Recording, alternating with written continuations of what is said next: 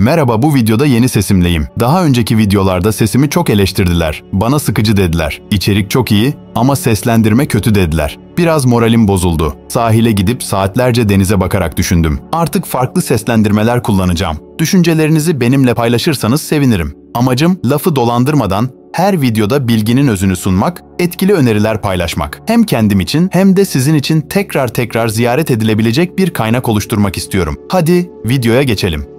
Bugün sözlü dövüş sanatını konuşacağız. Amacımız dünyanın en hızlı laf sokan adamı olmak değil. Bu videoda bazı stratejiler olacak. Bunları sosyal hayatınızda kullanabilirsiniz. Bu stratejiler sayesinde daha iyi iletişim kurabilirsiniz. Enerji emen insanlardan kendinizi kurtarabilirsiniz. Suskunlukla etkilemeyi, şikayetleri savuşturmayı ve tartışmalardan sıyrılmayı öğreneceğiz. Bu öneriler iş hayatında ve sosyal hayatta çok daha başarılı olmanı sağlayacak. Hadi başlayalım.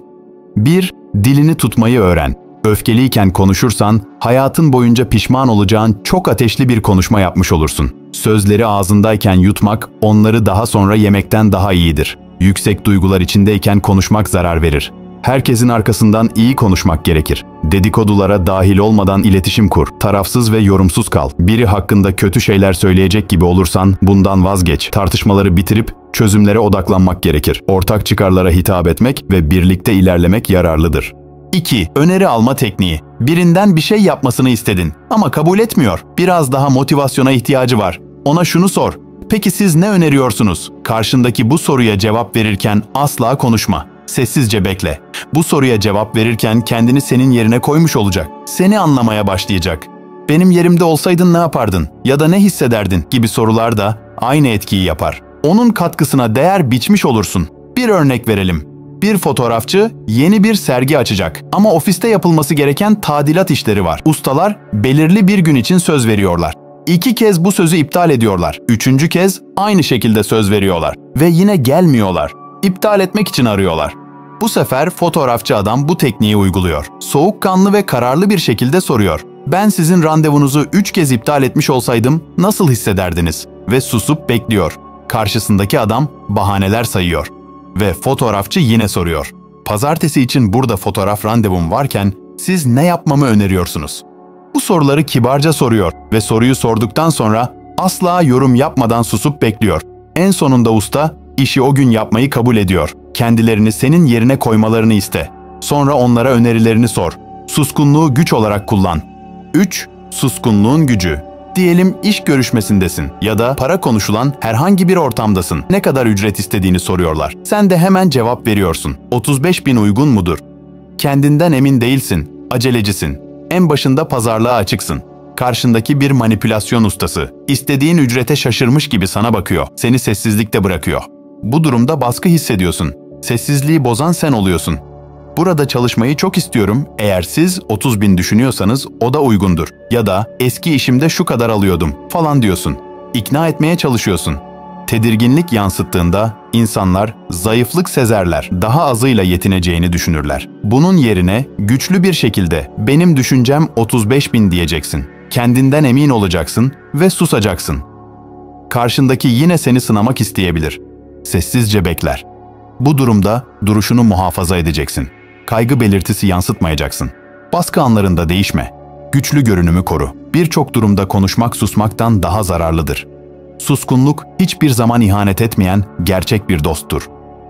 4. Zorlukları mizahla karşılamak. İnsanlar sana ne dediklerinde sinirlenirsin. En çok nelere kızıyorsun? Bunları düşün. Ne diyeceğini bilemediğin zamanlar olmuştur. Bunlar için anlık bir plan oluştur. Şakalı cevaplar hazırlayabilirsin. Ya da bunu neden sordun diyebilirsin. Veya bunu dikkat çekmek için mi söylüyorsun yoksa ciddi misin gibi cümleler hazırlayabilirsin. Ya da çok basit bir şey var. Birinin gözlerinin içine ciddiyetle bakıp şunu sor, ne demek istiyorsun? Bu anda olayın ciddiyetini kavramış olurlar. Soruna bir cevap verirler. Sen de onların garip konuştuğunu söylersin. Sonra konuyu değiştirecek bir şeyler söyleyip geçersin. Ya da başkasına bir şey sorarsın. Bunları hafif gülerek sakince söyleyebilirsin. Büyük bir ciddiyet ve kızgınlık gerekmez. Şoka uğramak yerine hafife almak gerekir. Farklı durumlar için cevaplar düşün. Bu hazır cümleler cephanende bulunsun. 5. Tartışmanın gereği var mı? Her şeye cevap vermek zorunda değilsin. Bu bakış açısı da çok tehlikeli. Etrafımda insanlara denk geliyorum. En ufak şeye cevap vermek, laf sokmaya çalışmak istiyorlar. Normal bir konuşmada bile alınacak bir şeyler buluyorlar. Hem kişiyi yıpratır hem de kötü bir izlenim bırakır. Bazı durumlarda kendini savunmazsan daha güçlü olursun. Onların söyledikleri öyle saçmadır ki savunma yapacak kadar ciddiye almamışsındır. Toplumun önünde kötü duruma düşen çok insan var. Bunlardan bazıları doğru olanı yapıyor. Sempatik ve yaratıcı bir şekilde kendileriyle dalga geçiyor. Böyle olduğunda tüm algının iyi yönde değiştiğini görüyoruz. Gevşe ve eğlenceli ol. Dünyaya gülümseyen gözlerle bakarsan eğlenmek için fırsatları görürsün. 7. Şikayetleri anında sona erdirin. İnsanlar şikayet ettiğinde onlara açıklama yapma. Bu her zaman bahane gibi algılanır. Karşındaki kişi daha çok üstüne gelir. Şikayetlerinde haklı bir şey varsa haklısınız de. Sonra sorunu gidermek için eyleme geç. Meseleyi o an çözemeyecek olsan bile durumu iyileştirecek bir şey yap. Diyelim hastanede görevlisin. Biri sırada çok beklediği için şikayet ediyor. Haklısınız diyeceksin. Bir telefon açıp bilgi alayım. Doktor geldiğinde hemen başlayacağız. Diyelim akşam eve misafirler gelecek.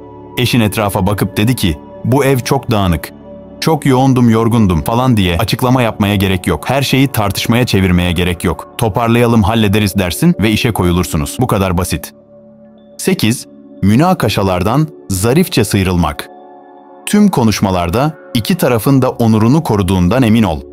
Tartışmayı kazanmak için karşı tarafı mahvedersen yeni bir düşman kazanırsın.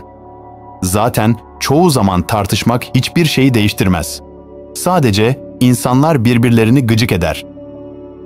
Fikrini söyle, inancını savun. Ama tutkulu bir şekilde tartışmaya gerek yok.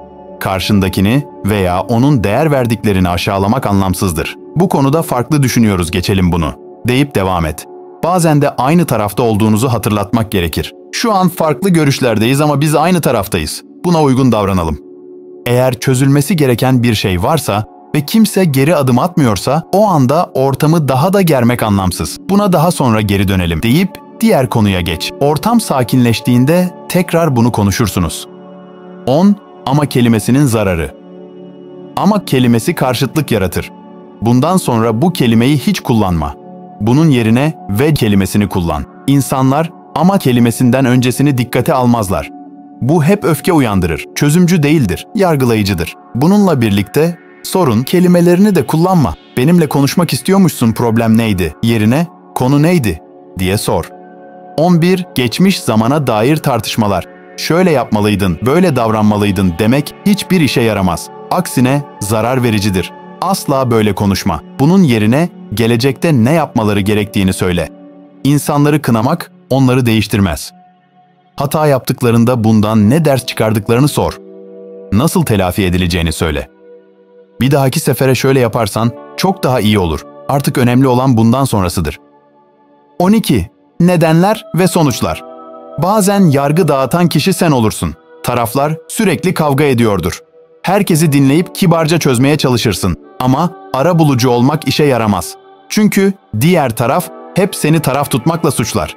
Sen çatışmaya ilgi gösterdikçe bundan beslenirler. Daha çok ilgi ve drama için daha çok savaşırlar. Bu durumda aynı tarafta olduğumuz hatırlatılmalıdır. Siz ya da sen demek yerine biz kelimesi kullanılmalıdır. Yapalım, bulalım, halledelim, planlayalım gibi kelimeler kullanmak gerekir.